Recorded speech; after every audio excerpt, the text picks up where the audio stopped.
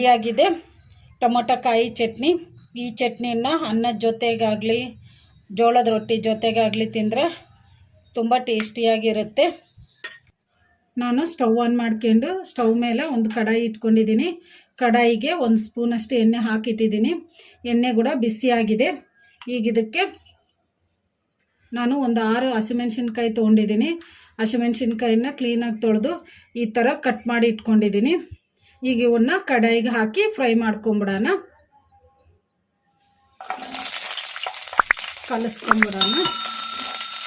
ಇವನ್ನ ಮೀಡಿಯಮ್ ಫ್ಲೇಮಲ್ಲಿ ಫ್ರೈ ಮಾಡ್ಕೋಬೇಕು.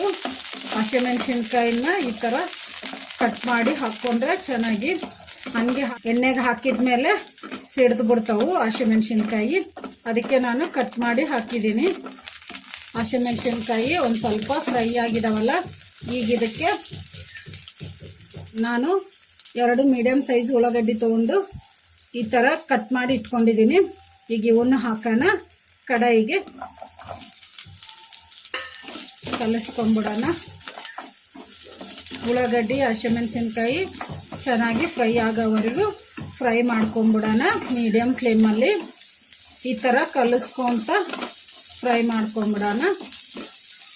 ಹಸಿಮೆಣ್ಸಿನ್ಕಾಯಿ ಉಳ್ಳಾಗಡ್ಡಿ ಚೆನ್ನಾಗಿ ಫ್ರೈ ಆಗಿದಾವಲ್ಲ, ಈಗ ಇವನ್ನ ಒಂದು ಪ್ಲೇಟಿಗೆ ತಕ್ಕೊಂಬಿಡೋಣ. ಒಂದು ಪ್ಲೇಟಿಗೆ ತಕ್ಕೊಂಬಿಟ್ಟಿವಲ್ಲ, ಈಗ ಇವನ್ನ ಒಂದು ಸೈಡ್ಗೆ ಇಟ್ಕೊಂಬಿಡೋಣ.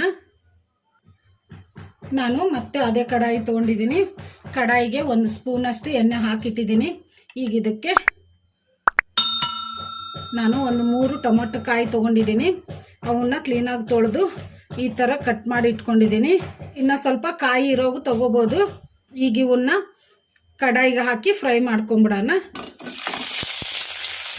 ಕಲಿಸ್ಕೊಂಬಿಡೋಣ. ಟೊಮೊಟೊ ಚೆನ್ನಾಗಿ ಮೆತ್ತಗೆ ಫ್ರೈ ಆಗೋವರೆಗೂ ಫ್ರೈ ಮಾಡ್ಕೊಂಬಿಡೋಣ. ಮೀಡಿಯಮ್ ಫ್ಲೇಮಲ್ಲಿ ಈ ಥರ ಕಲಿಸ್ಕೊಂತ ಒಂದು ಟೊಮೊಟೊದಲ್ಲಿ 4 ಪೀಸ್ ಮಾಡ್ಕೋಬೇಕು. ಟೊಮೊಟೊ ಚೆನ್ನಾಗಿ ಮೆತ್ತಗೆ ಫ್ರೈ ಆಗಿದಾವಲ್ಲ, ಈಗ ಫ್ಲೇಮು ಲೋ ಫ್ಲೇಮಲ್ಲಿ ಇಟ್ಕೊಂಬಿಡೋಣ. ನಾವು ಫ್ರೈ ಮಾಡಿ ಇಟ್ಕೊಂಡಿದ್ವಲ್ಲ ಹಸಿಮೆಣ್ಸಿನ್ಕಾಯಿ ಉಳ್ಳಾಗಡ್ಡಿ, ಈಗ ಇವನ್ನು ಕೂಡ ಕಡಾಯಿಗೆ ಹಾಕ್ಕೊಂಬಿಡೋಣ.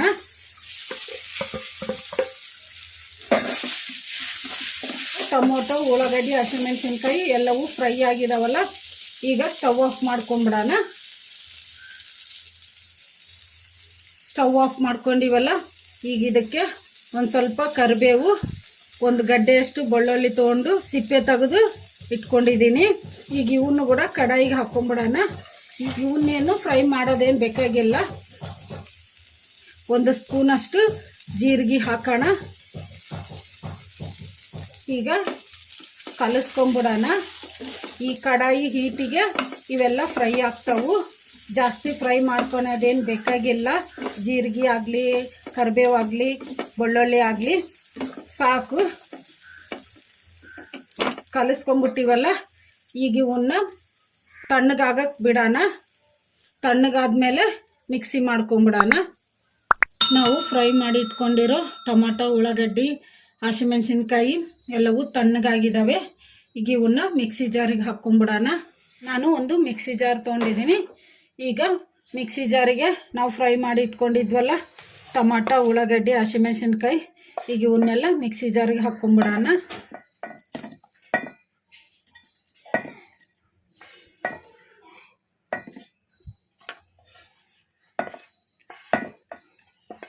ಇದಕ್ಕೆ ಕೊತ್ತಂಬರಿ ಕೂಡ ಹಾಕ್ಕೋಬೋದು.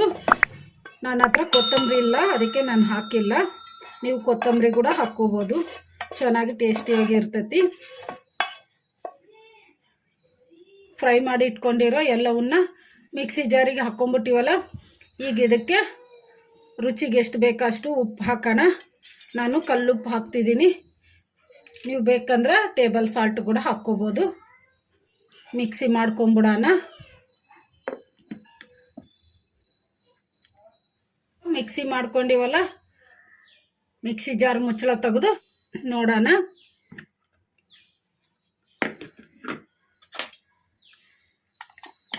ಈ ಥರ ತರಿ ತರಿಯಾಗಿ ಮಿಕ್ಸಿ ಮಾಡ್ಕೋಬೇಕು. ಮೆತ್ತಗೆ ಮಿಕ್ಸಿ ಮಾಡ್ಕೋಬಾರ್ದು. ನೀವು ಬೇಕಂದ್ರೆ ಒಂದು ಸ್ವಲ್ಪ ಬೆಲ್ಲ ಆಗಲಿ ಸಕ್ಕರೆ ಆಗಲಿ ಹಾಕ್ಕೋಬೋದು, ಚೆನ್ನಾಗಿರ್ತೈತಿ. ರೆಡಿಯಾಗಿದೆ ಟೊಮೊಟೊ ಕಾಯಿ ಚಟ್ನಿ. ಈಗ ಇದನ್ನು ಒಂದು ಬಟ್ಲಿಗೆ ತಕ್ಕೊಂಬಿಡೋಣ.